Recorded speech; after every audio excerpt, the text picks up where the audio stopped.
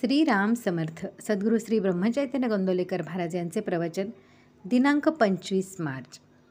प्रपंच केवळ कर्तव्य कर्म म्हणून करा. एका माणसाला विडी ओढण्याचे फार व्यसन होते. तो आजारी पडल्यावर त्याने डॉक्टरांना सांगितले, मला तुम्ही औषध दिले तरी मी विडी सोडणार नाही. त्याचा डॉक्टर फार हुशार होता. त्याने त्याला एक गोळी देऊन विडी ओढण्यापूर्वी ती तोंडात धरीत जा म्हणून सांगितले. त्या गोळीमुळे विडीच्या तंबाखूचे विष त्याला बाधत नसे. तसे आपण प्रपंच करताना वागले पाहिजे. प्रपंच आम्हाला सुख देईल ही आमची कल्पनाच नाहीशी झाली पाहिजे. म्हणजे प्रपंचाची हावही कमी होईल आणि नंतर कर्तव्यापुरतेच आम्ही प्रपंचात राहू. जोपर्यंत प्रपंचाकडे आमची दृष्टी आहे तोपर्यंत आम्हाला समाधान कालत्रयीही मिळणे शक्य नाही.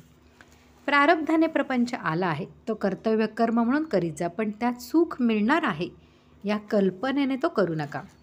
प्रपंची लोकांचा स्वभाव फार विचित्र आहे. त्यांना खरे सांगितले तर ते आवडत नाही. वास्तविक आपण प्रपंचातले संबंधी लोक कामापुरते एकत्र जमलो आहोत. ज्याप्रमाणे आगगाडीत पुष्कळ प्रवासी एकत्र जमतात त्याप्रमाणे प्रपंचात आपण एकत्र जमतो.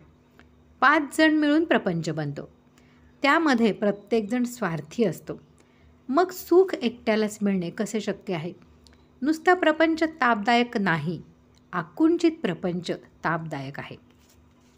आपले खरे समाधान भगवंताजवळ आहे ही खूणगाठ पक्की बांधून प्रपंचात वागा.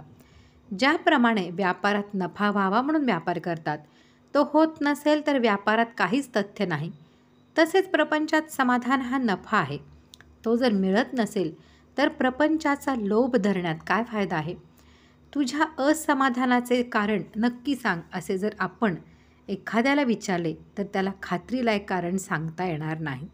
याचा अर्थ असा की तत्वदृष्ट्या समाधान व्हायला खरोखरीच कशाची जरुरी नाही. पण ही गोष्ट कुणाला पटत नाही. आहे त्या अवस्थेमध्ये आपले समाधान टिकत नाही आणि पाहिजे ती वस्तू मिळाली तरी आपण पूर्ण सुखी होत नाही.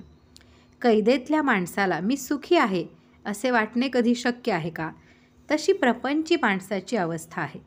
खरोखर प्रपंचात समाधान आनंद मिळत नाही हे अगदी सर्वांना कळते.